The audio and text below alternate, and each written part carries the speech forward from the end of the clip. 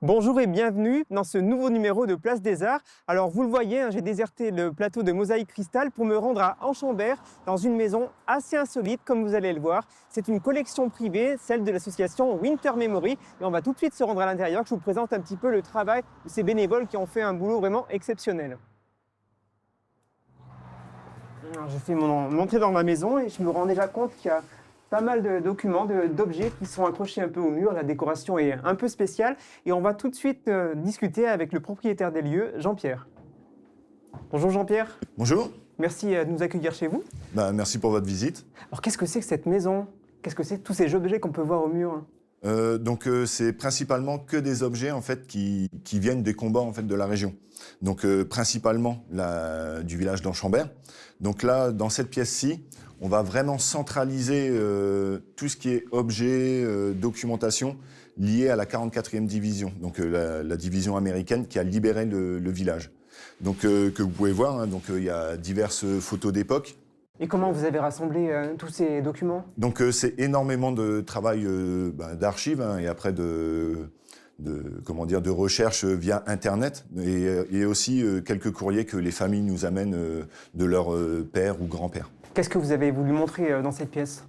Donc là, ça va être vraiment sur l'unité, donc qui était dans le village. Donc on va essayer de l'inculquer aux enfants, donc quand ils viennent faire des visites. Donc là, on leur explique vraiment tout ce qui est combat dans le village, donc et avec les personnels qui ont libéré leur maison et le village en globalité, quoi. Vous avez rencontré, je crois, le fils d'un vétéran qui a servi ici pendant la guerre? Oui, voilà, oui, effectivement. Donc c'est le Joe Smith, qui avait son père en fait du 114e régiment d'infanterie, de la 44e division.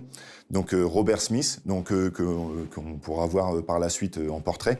Donc qui a vraiment dormi dans cette maison-ci, durant la nuit du 9 au 10 décembre 1944. Comment vous est venue l'idée de rassembler tous ces objets et de créer ici une sorte de musée? C'est une passion, hein. Tout d'abord, c'est une passion, hein. C'est pour ça qu'on veut la faire découvrir gratuitement aux gens qui viennent visiter le musée. Et après, depuis tout petit, ça a toujours été une passion sur la Seconde Guerre mondiale en général. Et après, je me suis un peu plus, on va dire, centralisé sur la 44e division, qui a libéré la maison, en fait, en gros.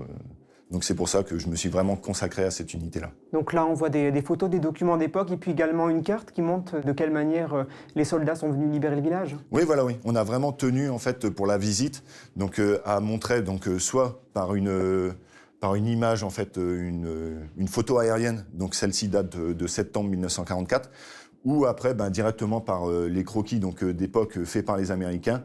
Nous, on l'a retransformé avec le bon nombre de maisons et pour aussi montrer en fait les différentes unités, donc les compagnies, par où elles sont passées pour libérer le village.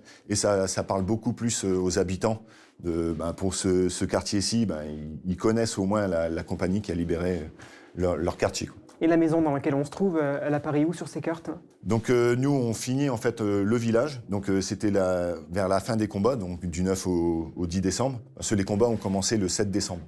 Et en gros, la compagnie B a stationné dans cette maison-ci, du 9 au 10. Ok, première pièce très intéressante. Et croyez-moi, vous n'êtes pas au bout de vos surprises. On va aller à un autre endroit. Et là aussi, vous verrez qu'il y a énormément de documents et que c'est très intéressant pour se rendre compte du quotidien des soldats qui pouvaient combattre ici il y a 80 ans.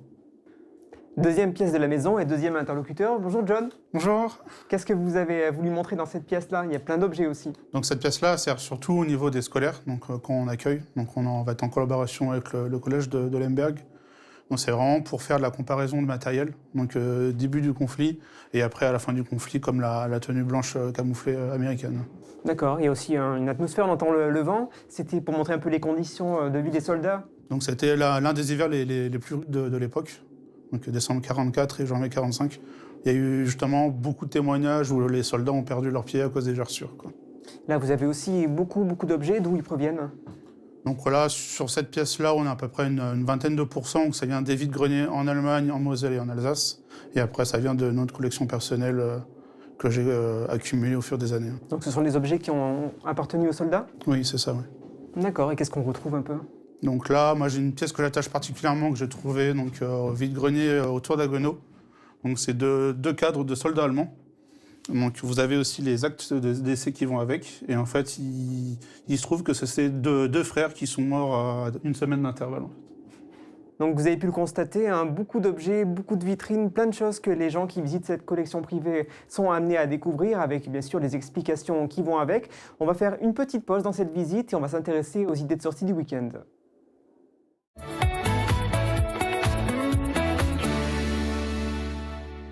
Ce week-end, place au Plat-Chaud, un événement proposé pour la deuxième année consécutive par la communauté de communes du Pays de Bitche en partenariat avec le CADAM. Cela commence dès aujourd'hui avec un concert d'Elvis Stengel à la médiathèque Joseph Schaeffer de Bitche. Chansonnier et poète local capable de s'exprimer en 3 langues, français, allemand et plate, il interprétera des ballades en parler local pour tout public. Un événement auquel vous pourrez assister gratuitement. Gratuité également vendredi soir à la Halle Verrière de Meisenthal où dès 20h, le groupe alsacien Schnaps fera découvrir un rock puissant et authentique, l'occasion pour le public d'écouter le 4e album du groupe. Plat-Chaud toujours samedi après-midi à la médiathèque de Bitche, Alphonse Walter fera vivre à son auditoire des contes et des poèmes suivis d'échanges en plate, une manière de voyager avec les mots. L'événement est également toujours gratuit. On termine cette sélection de sorties par une reprise, celle du cycle de conférences des archives municipales de Sarreguemines. Christophe Villiers viendra présenter son ouvrage « À chacun sa guerre », dans laquelle on retrouve des témoignages de civils et de soldats ayant vécu la Seconde Guerre mondiale. Nous sommes de retour dans les locaux de l'association Winter Memory, cette fois-ci en compagnie de Cyprien. Bonjour Cyprien. Bonjour. Qu'est-ce que c'est que cette pièce ? Alors, la maison, pendant la Seconde Guerre mondiale, avait été occupée par les Américains lors de la Libération. Donc, ce qu'on a voulu essayer de faire, c'est de représenter une habitation française occupée par les soldats américains. Okay. Donc, on a essayé de trouver un petit peu du matériel qu'on pouvait trouver dans la vie commune dans une maison occupée. Donc, que ce soit du petit matériel qui était utilisé pour la toilette, des jeux. En étant donné que la partie Nordwind, donc l'attaque allemande, se déroulait juste après Noël, on a essayé de laisser quelques petites décorations liées à Noël. Donc le but sur cette scène-là, ça a été de mettre en place quelques mannequins qui sont assez représentatifs de ce qui s'est passé dans le secteur. Donc on va avoir par exemple un soldat américain en tenue de tankiste, étant donné qu'on a un char américain qui a été détruit à l'entrée du village. On va avoir un opérateur radio qui aura aussi joué un grand rôle sur cette partie-là pour essayer de coordonner l'attaque des Américains et les tirs d'artillerie. Et on a aussi essayé de mettre en place un soldat américain avec une tenue hivernale qui est actuellement en train de lire. Donc essayer de faire en sorte que on arrive à présenter un petit peu ce que les soldats américains avaient comme objet sur eux sur cette période-là. Donc c'est une plongée dans le contexte en ayant les mannequins qui représentent ce que les soldats faisaient à l'époque. C'est ça, tout à fait. Merci Cyprien pour cette présentation. Et on m'a dit que c'était pas terminé, il y aurait la grange à voir. Effectivement, aussi. Donc on a une grange encore à visiter, donc on peut passer par là si vous voulez. Ok, c'est parti.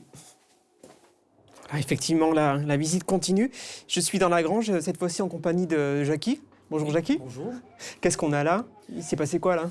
Alors ici, on a essayé de représenter une infirmerie de compagnie américaine du côté gauche, avec ici sur la droite une Peugeot 202 française qui a été reprise par l'armée allemande, qui a été utilisée jusqu'en 44-45. Et cette voiture, selon un témoignage d'une personne d'Enchambert, a été mitraillée par un P-51 américain, ici même sur Enchambert. Donc on a essayé de la reconfigurer à peu près d'époque, comme elle pouvait être, donc aussi bien avec son camouflage allemand, et cachée dans la grange pour être resservie. Vu qu'à cette époque-là, les Français, aussi bien civils qu'autre chose, essayaient de tout récupérer, tout recycler. Et là, tout le matériel qui est exposé ici, comment vous l'avez récupéré ? Alors tout ce matériel-là, ça fait partie de nos collections privées. Donc c'est soit acheté sur des brocantes, soit acheté sur eBay, ou soit récupéré, ou soit des dons. Vu que les personnes qui peuvent venir visiter nous font aussi par moment quelques dons. Donc tout est récupéré, tout est recyclé, incorporé sur des scènes et ainsi de suite. Merci beaucoup Jackie pour ces explications. De rien. Vous avez donc pu voir un petit peu, vous rendre compte de ce à quoi ressemblent les locaux ici de l'association Winter Memory. Sachez que cette collection privée, elle va encore s'étoffer. Il y a notamment 5 pièces qui vont bientôt être créées. Donc il y aura 2 pièces qui seront créées pour représenter des scènes de combat. Une scène également qui sera consacrée à la résistante du Geesberg. Une autre qui montrera de quelle manière les civils vivaient pendant les combats. Et aussi une pièce qui sera consacrée à la France avec notamment la ligne Maginot en 1940. Sachez que cette collection privée TV, elle est ouverte à tous, hein, tout le monde peut venir la découvrir. Elle a ouvert au public entre Noël et Nouvel An. Il y a des passionnés d'histoire allemande qui sont venus, aussi les habitants d'Anchambert, ainsi que des petits-fils de soldats américains. Donc n'hésitez pas à venir vous aussi la découvrir. On va faire un point maintenant sur l'actualité cinématographique en nous rendant au Cinéma Forum pour découvrir le film coup de cœur de la semaine. Alors cette semaine de congé scolaire, toujours beaucoup de nouveaux films à l'affiche des cinémas forums, et notamment Un rêve américain, Couture, mais alors sans hésiter, mon coup de cœur cette semaine va vers Marty Suprême. Marty Suprême, interprété par Timothée Chalamet, Gwyneth Paltrow. Timothée Chalamet qui a déjà été auréolé d'un Golden Globe de meilleur acteur pour le film. Aux États-Unis, pour les Oscars, le film compte pas moins de 9 nominations, dont le meilleur acteur, meilleur film, meilleur scénario, meilleure réalisation. Je ne vais pas tous vous les réciter, mais en tout cas, c'est impressionnant, hein. Alors, le film retrace en fait, de façon librement adaptée, l'histoire d'un joueur de ping-pong dans les années 50 aux États-Unis. Je dis volontairement ping-pong parce que ça n'était pas encore reconnu en tant que sport, comme le tennis de table à l'heure actuelle.